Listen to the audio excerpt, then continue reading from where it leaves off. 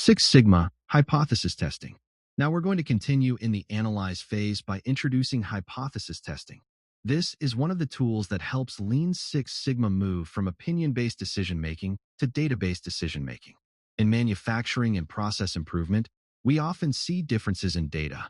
One machine may appear to perform better than another. One shift may seem to have more defects. A new tool may appear to reduce variation. A process change may look like it improved performance. But the key question is this: is that difference real, or is it just normal variation? Hypothesis testing gives us a structured way to answer that question. What hypothesis testing really is?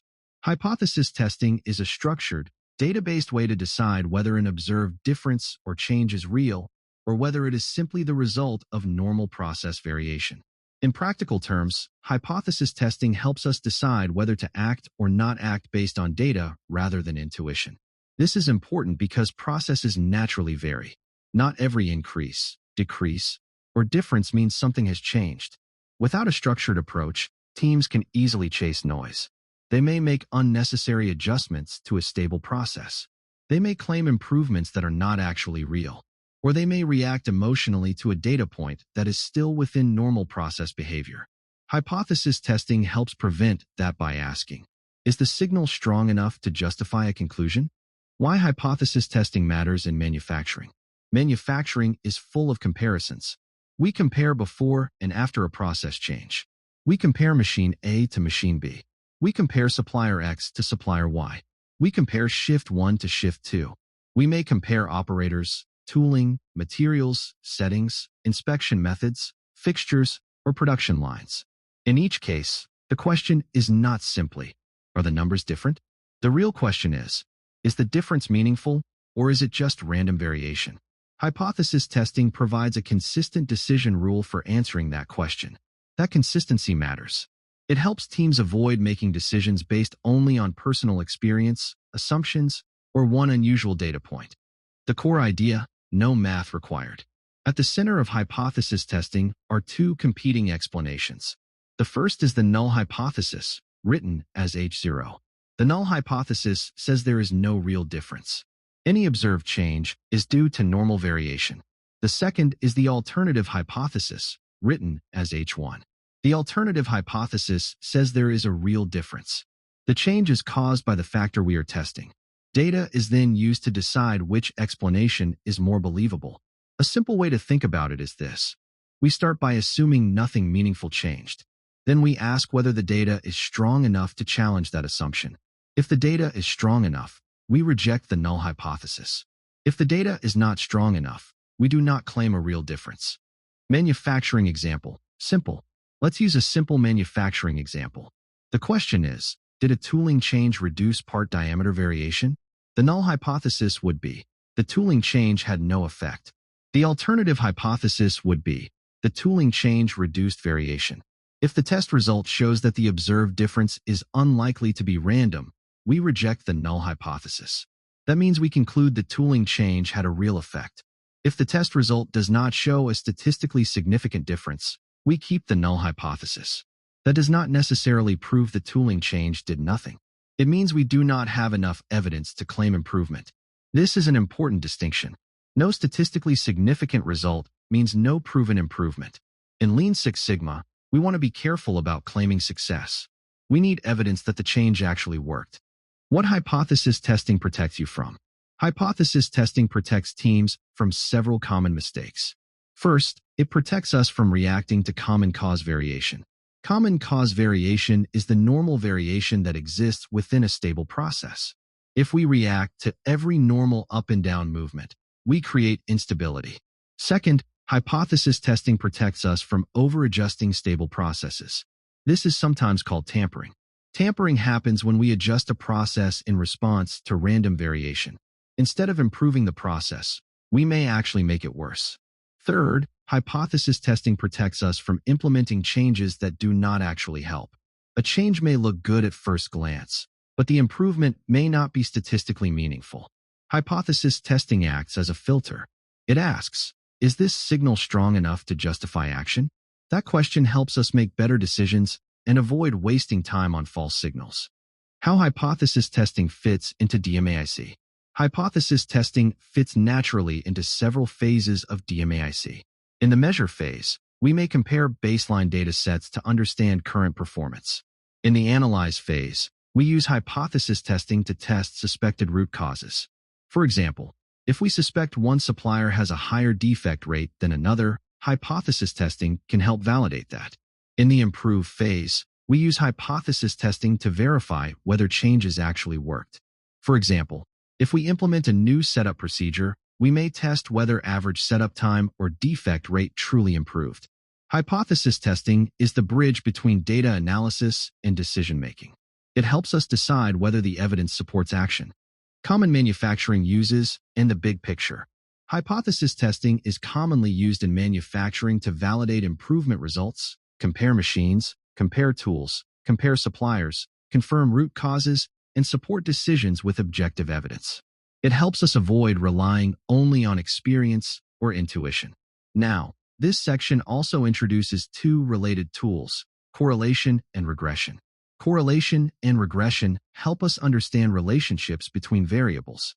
They help us answer questions like, are two things related? If they are related, how strong is the relationship? Can we predict or control one variable by changing another? In manufacturing terms, these tools help us identify which process inputs, or XS, actually drive the output, or Y. This connects directly to the Six Sigma idea of Y equals F of X. The output we care about is driven by process inputs. The more clearly we understand those inputs, the better we can control the output. Start with correlation. Are these related? Correlation measures the strength and direction of the relationship between two variables. In simple terms, correlation asks, when X changes, does Y tend to change too? It does not explain why the relationship exists. It only tells us whether a relationship appears to exist and how strong that relationship is. Correlation values range from -1 to +1. A value of +1 means a strong positive relationship. As X goes up, Y tends to go up. A value of 0 means no relationship. A value of -1 means a strong negative relationship. As X goes up, Y tends to go down. For greenbelt work, correlation can be useful as a screening tool. It helps us identify which variables may be worth investigating further. Manufacturing example, correlation. Let's look at a manufacturing example. Suppose X is oven temperature and Y is part hardness. If higher oven temperature consistently leads to higher hardness, then the two variables are positively correlated. That means as oven temperature increases, part hardness tends to increase. If hardness does not change as temperature changes, then there is little or no correlation.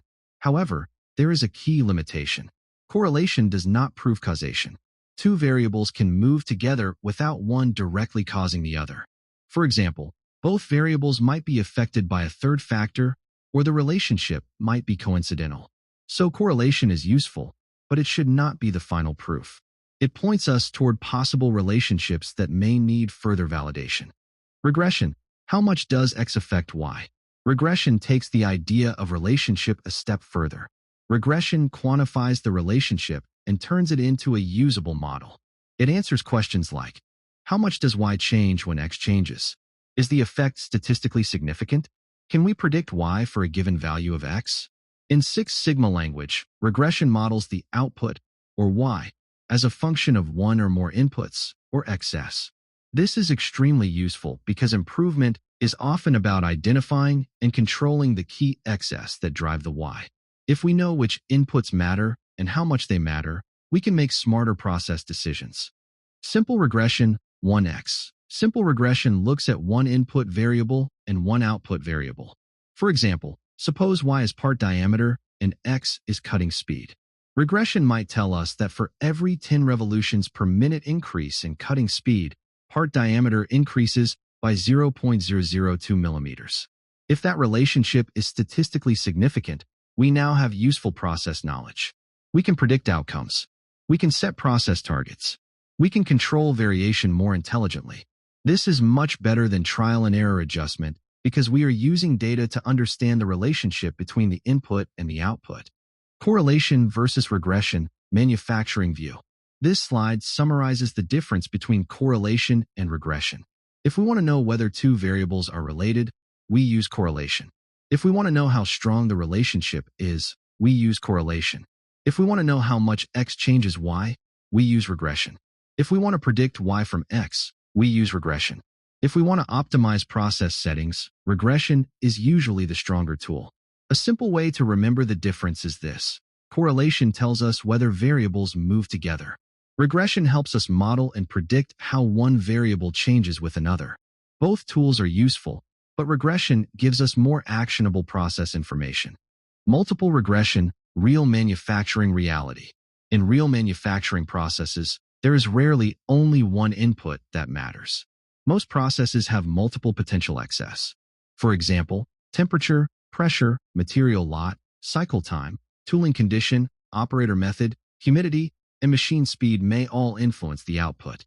Multiple regression allows us to evaluate multiple excess at once. This is important because it helps separate real drivers from noise. It helps identify which variables matter most, and it helps prevent teams from fixating on the wrong root cause. Without multiple regression, we might adjust a variable that looks important but does not actually affect the CTQ once other factors are considered.